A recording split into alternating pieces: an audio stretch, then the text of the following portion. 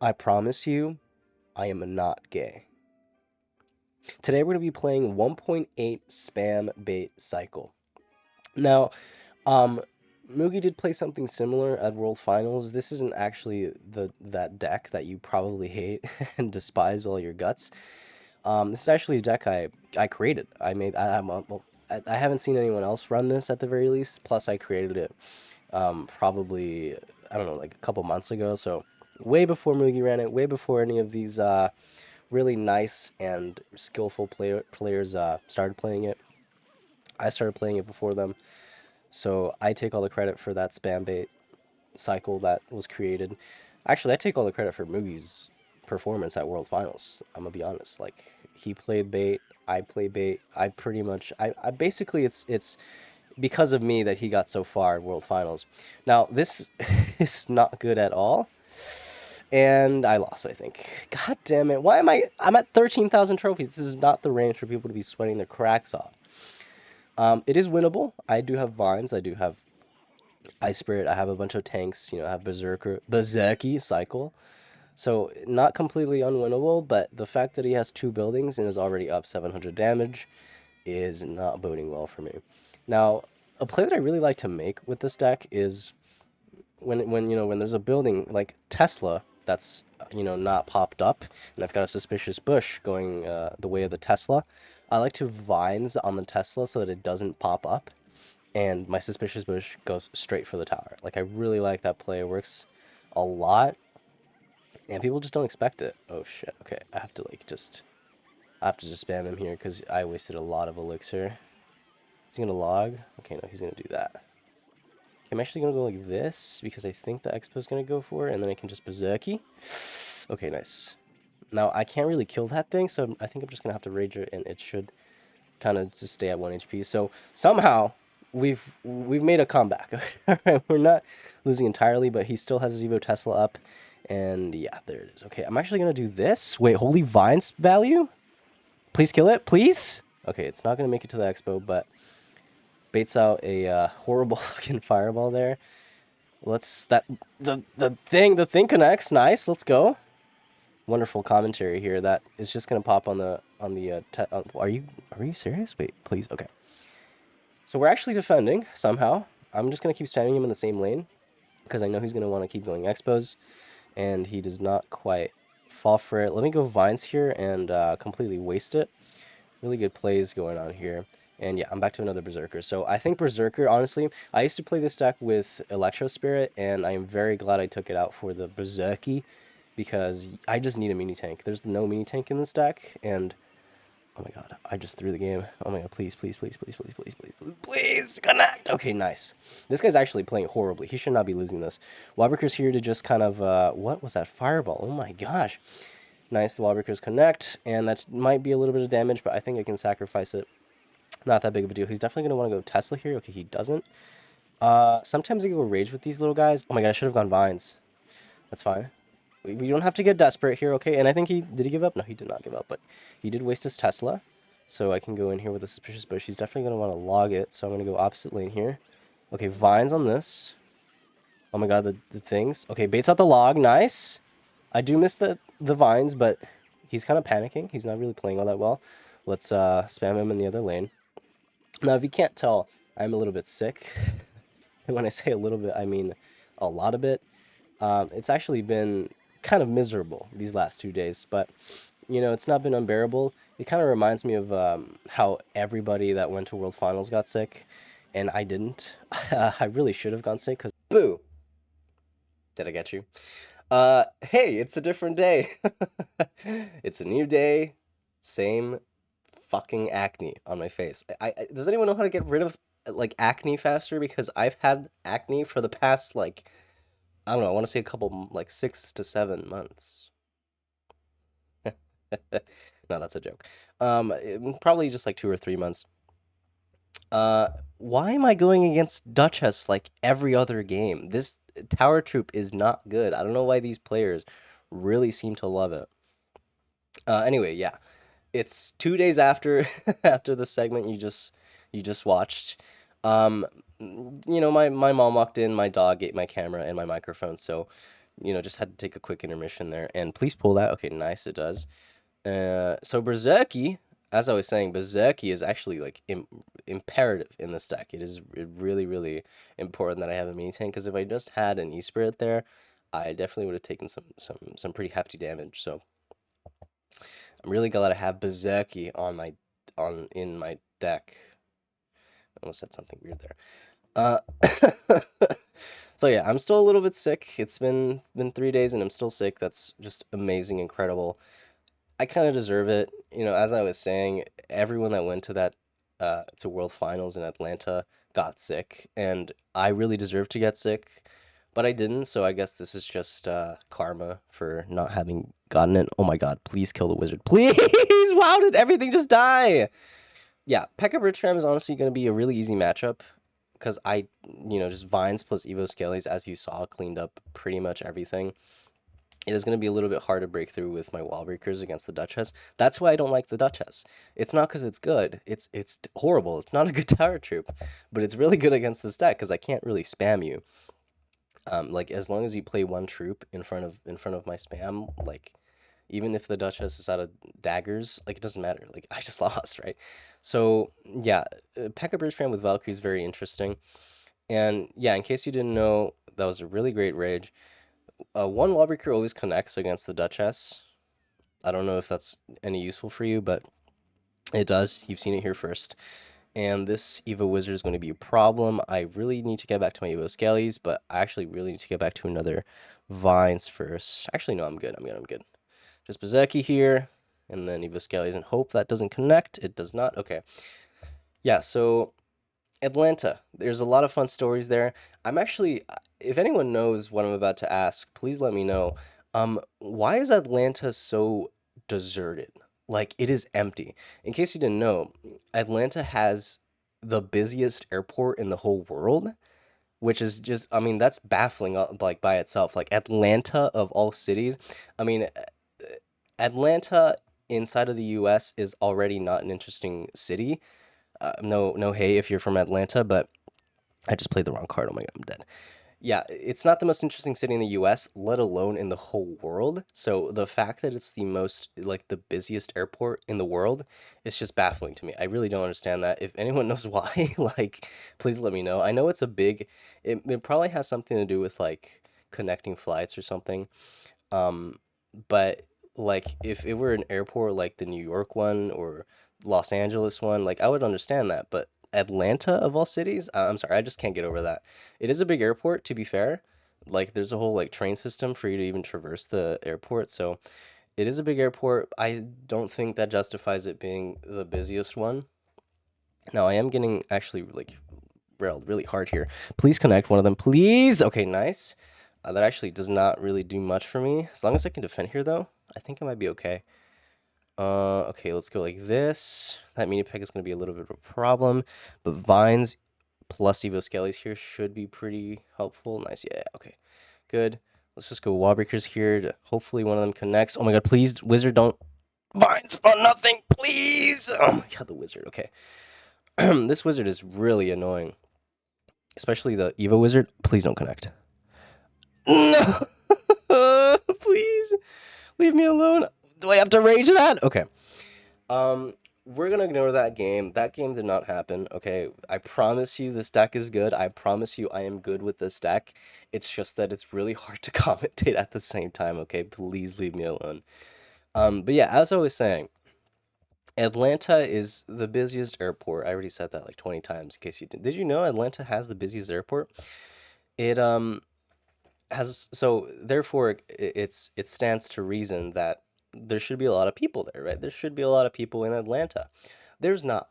Atlanta is it's surprisingly devoid of people. It is shocking. Like if you went to World Finals, you know what I'm talking about. And it wasn't even just the fact that I was mostly in the hotel section of Atlanta. They have like this whole hotel area. It's not even just that. Like like in any part in downtown Atlanta, by the way, there was just no one there. So it's fascinating to me how little people there, like I saw there. And I think I can activate King Tower here. It's gonna chain onto that. Please! Okay, nice. Yeah, there's just not a lot of people there. The most people I saw was at the actual event itself. And but that, I mean, that just kind of goes to show that people are not there for the city. I feel like no hate to the city again. No hate if you're from Atlanta. That is not the right card. It's just I don't know. It's just really confusing to me. Hopefully these Yellow Skellies do some work here, and they will. So I'm not gonna lose the game immediately like I did last time. But yeah, it's this I actually played a couple of creators at the event at World Finals. I 1v1 a couple of people over there with this deck, and I did beat a couple. I'm not gonna say who, but I did beat a couple people, and and they hated my guts. They did not want to be around me the whole time. So I did see a couple of them like the day after that, and I feel like they just ignored me. So the prejudice against us bait players is real, all right? It's a real thing, and people need to pay more attention to it because honestly, it's pretty tragic. But yeah, I mean, except for Riley. Riley just gets glazed every day of the week, and I don't think that's gonna fully counter that, but it's fine. I don't have to fully defend every ounce of damage because we already won. So yeah, it's been a rough couple of days being sick, but as I said, it is what I deserve. I deserve everything bad in this world. Oh my god, please. Okay. Yeah. Anyway, I have a couple stories. I have a couple stories to yap about from World Finals that I think people will really enjoy. Uh, as long as I can defend this. I actually need to make sure that I don't throw this game because I very well could. Okay, please. Nice. Okay. Yeah. So first story involves actually two things I want to get out of the way first. One, there's a lot of women that play this game, okay? If you were at World Finals, you know what I'm talking about. There were a lot of women, okay? It was really girls or women. I don't know. I think it was mostly girls, but maybe young women, I think is probably the right term there. But there were a lot more than you would probably expect, right? This game is famously known for just kind of being like 98% men and then 2% girls. Actually, recently I've been seeing a couple of female creators popping up. So like and coincidentally it's kind of after the World Finals. So I don't know if all the girls kind of I don't know if they were coming up with a plot to take over this game slowly, starting at World Finals. I don't know what happened, but there was a lot of women there. That's all I have to say. And the second thing is everyone was freakishly tall. Um, I feel like people kind of have that in the back of their minds. Like people in this game are like the pro players, the creators are pretty tall. Like they'll say they're 6 foot, but sometimes they'll take it as a joke. No, it's not a joke.